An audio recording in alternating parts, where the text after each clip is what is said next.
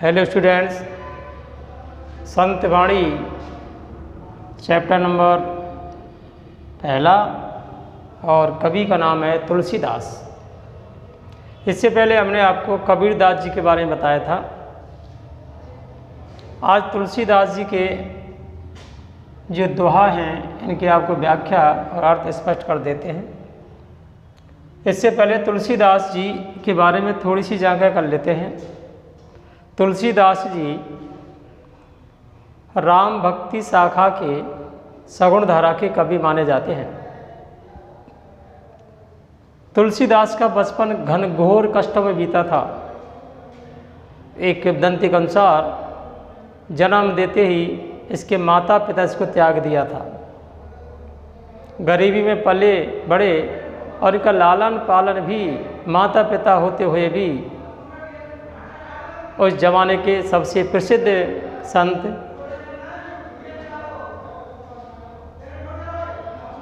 जिनका नाम है नरहरि दास।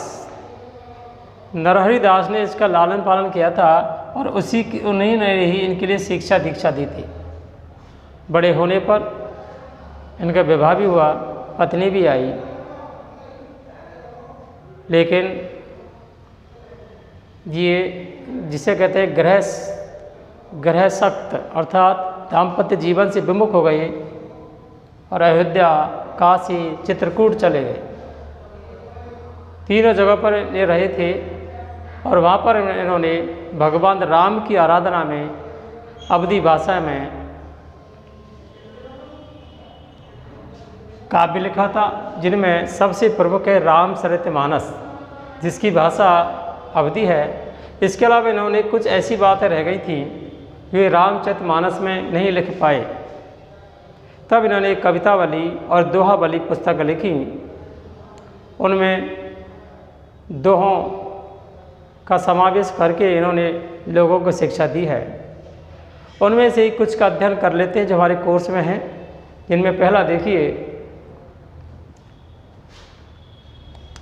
काम क्रोध मद लोभ रत ग्रह सक्त दुख रूप। कवि तुलसी कहते हैं कि देखिए काम क्रोध मद लोभ ये सब के सब व्यक्ति के अवगुण माने जाते हैं।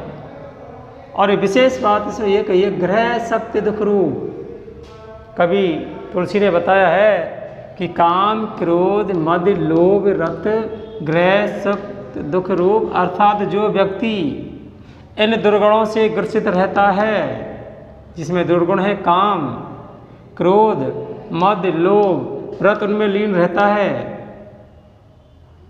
इसके अलावा ग्रह सक्त जो पत्नी सुख में लीन रहता है, दुख रूप अर्थात ये सब के सब इसके दुख के कारण बनते हैं। ऐसा व्यक्ति जो काम क्रोध मद लोभ और पत्नी अथवा ग्रह सुख में लीन रहता है वो कभी सुखी नहीं रह सकता। ये सब के सब जो कारण बताए कवि ने, ये सब के सब दुख के रूप है, दुख के कारण बताए हैं। ते किम जानी रघुपति मूढ़ भरे भवकूप। ऐसे व्यक्ति जो काम क्रोध मद लोभ में और ग्रह सुख में लीन रहते हैं, वे कैसे मूढ़ माने जाते हैं। मूढ़ कहते हैं मूर्ख। वो ऐसा लगता है कि वे मूर्ख लोग भवकूप संसार रूपी कुएं में गिर गए हैं और संसार रूपी कुएं में गिर करके वो भगवान श्री राम के विषय में कुछ नहीं जान पाते। कवि कहने का मतलब है कि जो व्यक्ति इन जो पहली पंक्ति में दुर्गुण बताया गया उनमें लीन रहता है वो भगवान की भक्ति नहीं कर सकते, वो मूर्ख रहते हैं। वो ऐसे लगता है जाने संसार रूपी कुएं में गिर गए हैं, अर्थात वो भगवान बारे में जानते नहीं हैं। ये कवि ने दोहा के माध्यम से बात लिखी है। इस पहले पद में ये दोहा है, दोहा छंद है। और इस पहले पद में कवि ने काम क्रोध मद लोभ ग्रह सुख से दूर रहने की सलाह दी है, क्योंकि ये व्यक्ति के दुख के रूप माने गए हैं। ये अवगुण माने जाते हैं व्यक्ति के। अगर व्यक्ति में लीन रहता है तो कवि का मानना है वो कभी भी भगवान की भक्ति नहीं कर सकता और न ही भवसागर को पार कर सकता है। वो तो मूर्खों की तरह एक कुएं में गिरता चला जाता है। दूसरे की बात सुन लो। दोहा नंबर 2, कहवे कह रचना रची सुनवे कहें कि ये काम धरवे कहें चित हित सहित परमार्थ ही सुजान। कवि ने लिखा है कि मनुष्य जीवन बड़ी कठिनाई से मिलता है, और मनुष्य जीवन कठिनाई से मिलता है जो मानव शरीर है, इसमें प्रत्येक अंग हैं, सब के सब अंग कोई ना कोई कार्य के हैं। तो कवि ने बताया है कहवे के रचना रची, कि हमें भगवान ने कुछ कहने के लिए रचना दी है, अर्थात जीव दी है। इसका मतलब है हमें जीव दिए वाणी बोलने के लिए, तो हम अच्छी अच्छी बातें बोलें, ज्ञान की बातें करें, अनर्थक और ऐसी बात जिनसे दुख दूसरा सामने वाला दुख माने वो बात नहीं करें। सुनवे कहें कि ये कान, और हमें अच्छी बात सुनवे के लिए कान दिए हैं। धरवे कह हित चित्त सहित, कभी लिखा है कि अच्छी बात, हाँ दोबारा सुने, कहने को तो जीव दी है, सुनने को कान दिए हैं, अर्थात अच्छी बात कहने को तो जीव दी है, और अच्छी बातों को ध्यान करने के लिए कभी कहता है कि हमें भगवान ने कान दिए हैं। धरवे कह चित्त हित सहित, और उनको धारण करने के लिए, अच्छी बातों को धारण करने के लिए हमें क्या दिया, चित्त दिया, मन दिया है। हित सहित, वो हमारा भला करता है। परमार्थ ही सुजान, ऐसे लोग अच्छा बोलते हैं, अच्छा सुनते हैं, अच्छी बात ग्रहण करते हैं, तो कैसे माने जाते हैं, परमार्थ करने वाले लोग माने जाते हैं। सुजान अर्थात अच्छे लोग ऐसे होते हैं जो परमार्थ के कार्य करते हैं, वो इनके बारे में जानते हैं। नंबर 2 भी दोहा छंद है, इसकी भाषा भी सरल है, और कवि ने यहाँ पर जीव और कान और हमारा क्या है, चित्त है, मन है, उसके बारे में विशेषता बताई गई है कि भगवान ने हमें जो भी अंग दिए हैं कोई उनका काम के हैं। शुद्ध बोलिए, अच्छा बोलिए, अच्छा सुनिए, अच्छी बातों ग्रहण कीजिए, ये बात हो जाएंगी तो वो कार्य हो जाएगा परमार्थ का। ऐसे लोग अच्छे जानकार होते हैं, परमार्थ करने वाले होते हैं। नंबर 3, तुलसी भलो सुसंगति पोच कुसंगति सोई, नाऊ किन्नरी ती रसी लोहे बिले को लोही। कवि तुलसी ने इस दोहा में संगति का प्रभाव बताया है कि हम जहाँ जैसा रहते हैं हमें वैसा ही परिणाम, वैसा ही प्रभाव हमारे जीवन में आ जाता है। कहने के तौर पर कवि की बात सुनिए, तुलसी भलो सुसंगति, तुलसीदास जी कहते हैं कि सुसंग अच्छी संगति भली होती है, भलाई करने वाली होती है, अच्छी संगति अच्छी मानी जाती है। पोच कुसंगति सोई, पोच कहते हैं बुरी संगति बुरी ही मानी जाती है। सब लोग कहते हैं अच्छी संगति अच्छी मानी जाती है, तो पोच कहते हैं कमजोर या बुरी कुसंगति बेकार मानी जाती है। नाऊ किन्नरी तीरस, और कवि ने ऊपर की लाइन बताई कि अच्छी संगति कहते हैं सुसंग को, बुरी संगति कहते हैं कुसंग को। अच्छा और बुरा दो बात है, अच्छे के साथ रहेंगे अच्छा बनेंगे, बुरे के साथ रहेंगे बुरा बनेंगे। पोच कहते हैं कमजोर या नीच को या छोटे को, और भलो कहते हैं बढ़िया को। तो कवि ने ये बात कही है, सुसंग और कुसंग के बारे में उदाहरण भी दिया है। कैसे, नाव किन्नरी तीरसी लोहे बिलो कहलोई, लोहा होता है लोहा, उसको कुधातु मानते हैं, बुरी धातु मानते हैं, लेकिन वही लोहा अगर नाव के संपर्क में आ जाए, नाव की सुसंग में आ जाए, तो क्या होता है, लोहा तीरसी किनारे पर पहुंच जाता है, और बिना नाव की सहायता से वो नदी में है चाहे कोई पानी उसमें डूबता चला जाता है। तो कभी कभार देखिए संगति के प्रभाव तो है, लोहा ने नाव की संगति करी, किनारे पर पहुंच गया, और वही लोहा तीर असी लोहे बिलो का लोई, अगर वही लोहा कोई दुर्जन के हाथ पड़ जाए तो दुर्जन उसके तीर बना देता है, तलवार बना देता है, अर्थात हथियार बना देता है, और हथियार बनते ही लोहा एक प्रकार से घातक बन जाता है। तो कभी कहने का मतलब है अच्छी संगति बैठने से अच्छे विचार आते हैं, और पोच अथवा बुराई के संग बैठने से बुरे विचार आते हैं। उदाहरण दिया कवि ने कि लोहा अगर नाव की संगति करे तो किनारे पर लग जाता है, जबकि वही लोहा कोई दुर्जन के हाथ पड़ जाए तो उसके हथियार बना देता है, और हथियार क्या होते हैं, वो हानिकारक होते हैं। लोग बोले को लोई, सभी संसार लोग कहते हैं कि देख लो ये स्थिति ऐसी है, बुरे के संग बैठने से बुरा, अच्छे संग बैठने से अच्छा। इस पद में भी कवि ने दोहा छंद का प्रयोग किया है। भाषा भी बड़ी सरल है और अनुप्रास अलंकार इन सभी छंदों में। अनुप्रास अलंकार है प्रत्येक दोहा में। अनुप्रास की पहचान देखो, अधिकतर लास्ट में अंत में जा कर के तुक मिलती है। देखिए सोई और लोई, ई आ गई। इधर काम, सुजान, रूप, को।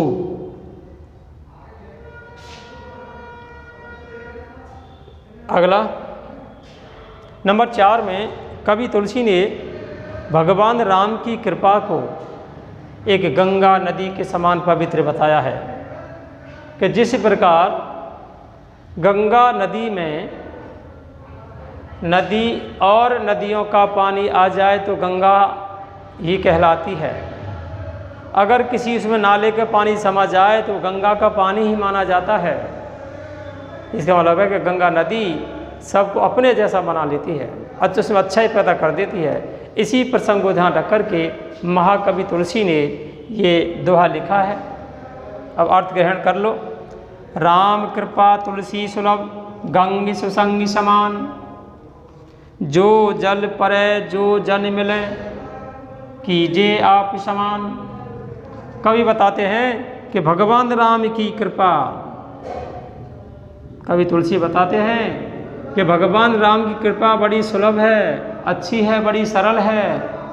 गंग सुसंग समान, भगवान राम की कृपा एक गंगा नदी के समान पवित्र है। सुसंग गंगा नदी के समान सुसंगति करने वाली है। कैसे? जो जल परे जो जन मिले, उस गंगा नदी में जो भी जल गिर जाता है, कोई सा भी जल हो, बरसात का हो, नदी नालों का हो, चाहे कोई बहते पानी का हो, गंगा में जाने पर उसको गंगा का पानी ही मानते हैं, वो पवित्रता धारण कर लेता है। तो वही लिखा कवि ने, जो जल परे, गंगा नदी में जो भी कोई जल गिरता है, उसी प्रकार जो जन मिले, भगवान राम का जो भजन करता है, तुलसी कहते हैं कृपा हो जाती है, वो व्यक्ति भी कैसे हो जाता है? भगवान राम की कृपा से अच्छा बन जाता है। कीजिए आप समान, और वो सबको अपने समान कर लेती है गंगा नदी। कोई सा भी पानी मिल जाओ अपने समान बना लेती है। ऐसे ही कवि लिखते हैं कि जिस पर भगवान राम की कृपा हो जाती है, और भगवान राम की कृपा बड़े सरल ढंग में मिल जाती है, बड़े सरल तरीक़ा से मिल जाती है।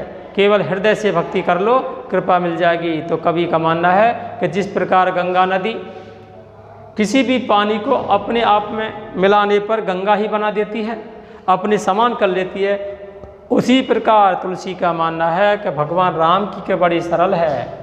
भगवान की जो शरण में आता है उसको अपना बना लेता है, जो भगवान की विनती करता है वो उस पर कृपा कर देते हैं। अब भाषा की बात कर लेते हैं। भाषा की बात, भाषा इसमें कैसी कैसी भाषा का प्रयोग किया गया है।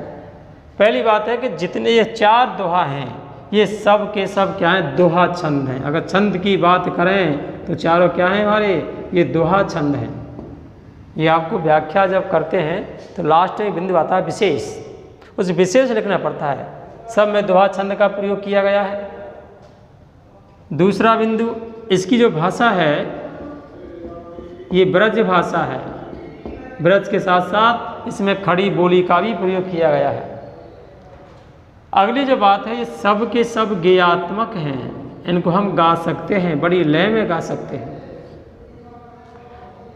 अगली विशेष बात है कि इसमें इन चारों में कवि ने कहीं ना कहीं शिक्षा दी है, कहीं ना कहीं प्रेरणा दी है। तो ये सब के सब क्या हैं? हमारे प्रेरणा पद हैं। तो इनसे हमें क्या मिली है? प्रेरणा मिली है। ये आपके तुलसीदास जी के 4 दोहा का अर्थ हो गया है।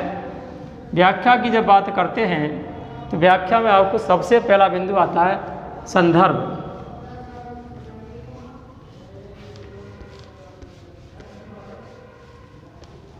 जब व्याख्या की बात करेंगे, ये व्याख्या 4 अंक की पूछी जाती है। 4 अंक लाने के लिए हमें थोड़ी सी मेहनत करनी पड़ेगी। माना कि इस पद की व्याख्या पूछी जा रही है, काम क्रोध मद लोभ रत ग्रह शक्ति दुख रूप ते किम जाने रघुपति मूढ़ भरे भवकूप। इसकी व्याख्या की जा रही है। तो आपको मैं संक्षिप्त जानकारी दे देता हूँ थोड़ी सी। व्याख्या नाम आते ही आपको सबसे पहले बिंदु लिखना होगा संदर्भ।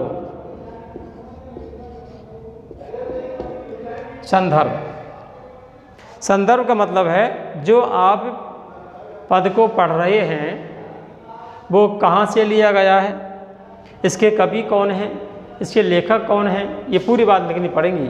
तो आपको तो इस समय पता ही है, ये जो पंक्तियाँ हैं इसको लिखने वाले कौन हैं, महाकवि तुलसी।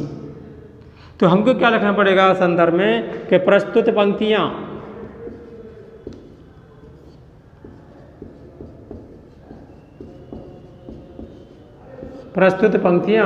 महाकवि।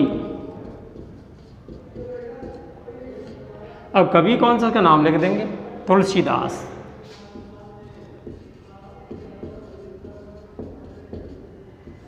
ध्यान रखना होगा जो भी कोई नाम आए आपको उसको सिंगल इन्वर्टेड कॉमा में बंद कर देते हैं, हिंदी का नियम है। महाकवि तुलसीदास द्वारा रचित। देखो यहाँ तक आपको एक बात होगी, संदर्भ में केवल कवि का नाम आया, इस समय एक नाम लिखना है। ये पंक्ति कहाँ से ली गई हैं, हमने बुक में देखा, हमने पता चला कि रचित पाठ का नाम है संतवाणी। इसको भी बंद करें कौन से अवतरित है पूर्णविराम। ये आपका संदर्भ हो गया। इसी को लिखने के लिए 4 में से आपको 1 अंक मिल जाएगा। अब ध्यान रखना है कि पंक्ति का लेखक कौन है, पंक्ति किस पाठ से ली गई है। इसके बाद जो नंबर 2 है वो अपना आता है प्रसंग। हाँ, प्रसंग में आप अपनी इच्छानुसार लिख सकते हैं, लेकिन उसकी जो भाषा है, उसका जो अर्थ है, उसका जो भाव है, जो पंक्ति की व्याख्या करें उससे संबंधित होना चाहिए। कैसे, देखो पहले हमें अर्थ जानना पड़ेगा कि काम क्रोध मद लोभ रत ग्रह सत्य दुख रूप ते किम जाने रघुपति मूण भरे भव को। हमें पता चल गया इसमें कवि तुलसीदास का नाम। अब यहाँ नहीं लिखना, दोबारा लिखेंगे हम संत प्रसंग में कि इन पंक्तियों में कवि ने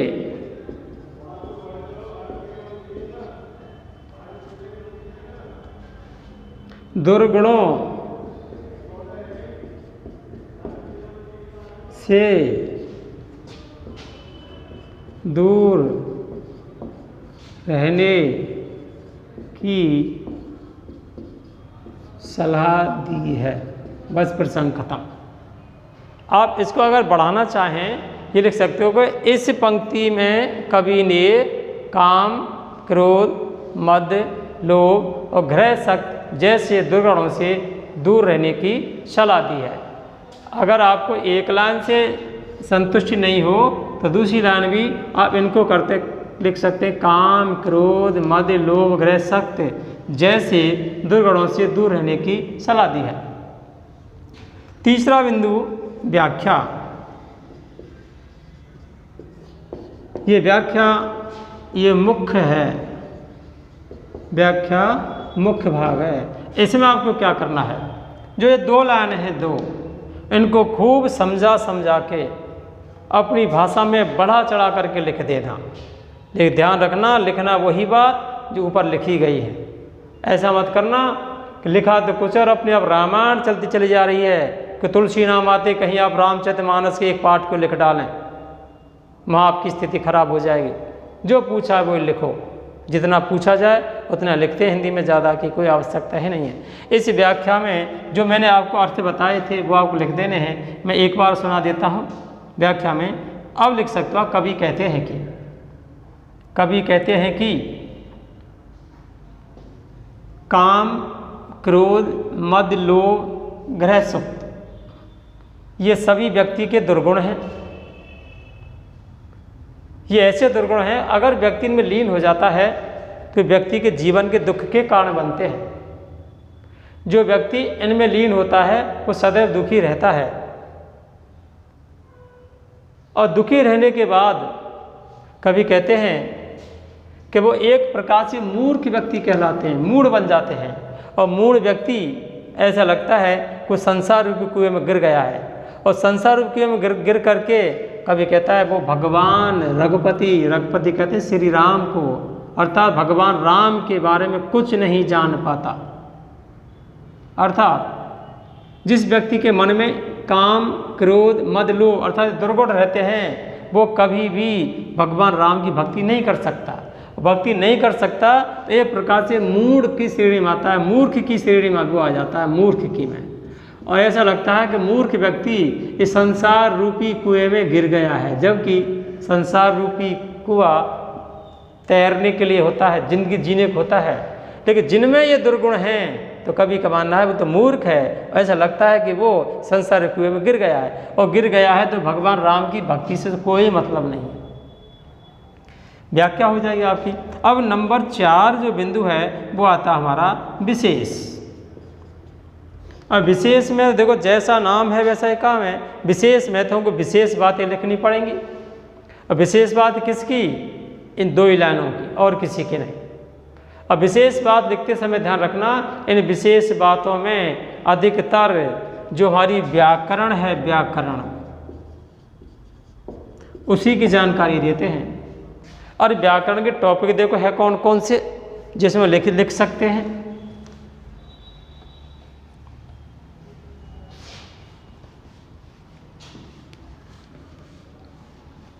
जिसमें नंबर 1 है, अगर किसी पद में कोई न कोई अलंकार अवश्य दिया गया होता है, अलंकार का नाम लिख देंगे। कभी कभी किसी पद में अलंकार 2 भी आते हैं, उनको लिख सकते हैं। तो इसमें अलंकार आपको पता है अनुप्रास दिया गया है। अनुप्रास पहचान लास्ट में तुक मिल रही है। दूसरी बात, पहली बात लिखेंगे अलंकार, दूसरी बात क्या है, इसकी जो भाषा है, भाषा शैली वो लिख देंगे। आपको पता है जब पाठ के पर्चा पढ़ते हो उस सबसे भाषा शैली का विवरण आता है। भाषा शैली इसकी ब्रज भाषा है।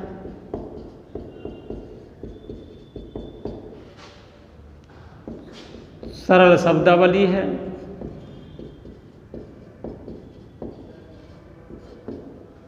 नंबर 3 जो बात लिखेंगे हम उसको लिख देंगे छंद। छंद कौन सा है?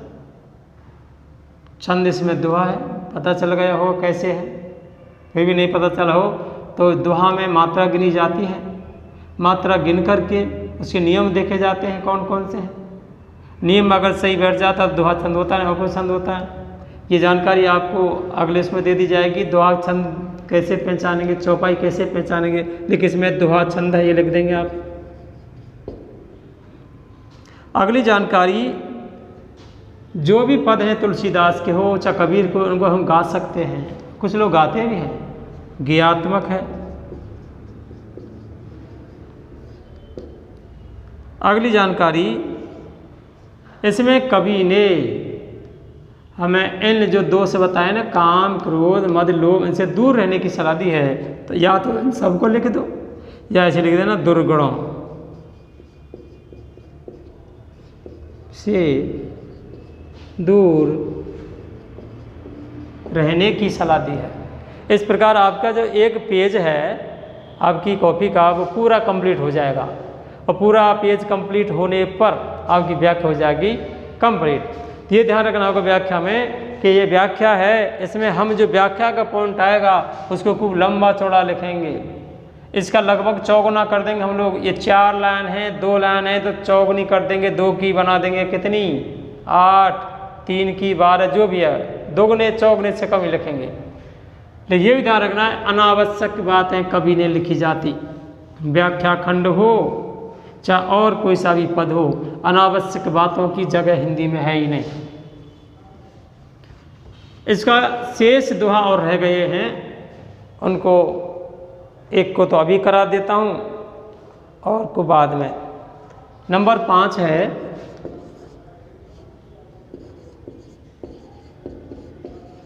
तुलसी या संसार में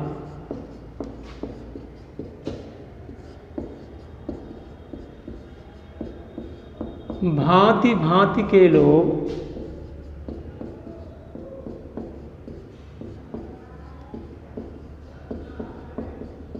पहली लाइन। दूसरी लाइन है सब सो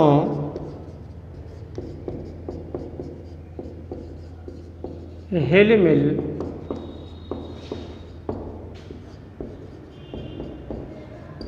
चालिए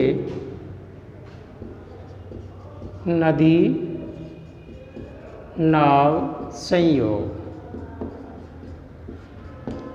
तुलसी ने इस दोहा में बताया है कि हमारा जो जीवन है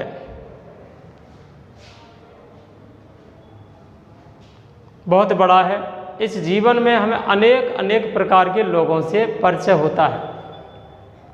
तो कभी ने बस वही बात बताई है तुलसी या संसार में, तुलसीदास जी कहते हैं कि इस संसार में भांति भांति के लोग, अलग अलग भिन्न भिन्न प्रकार के लोग रहते हैं, अलग अलग स्वभाव के लोग रहते हैं, अलग अलग कैटेगरी जिन्हें कहते हैं श्रेणी के लोग रहते हैं।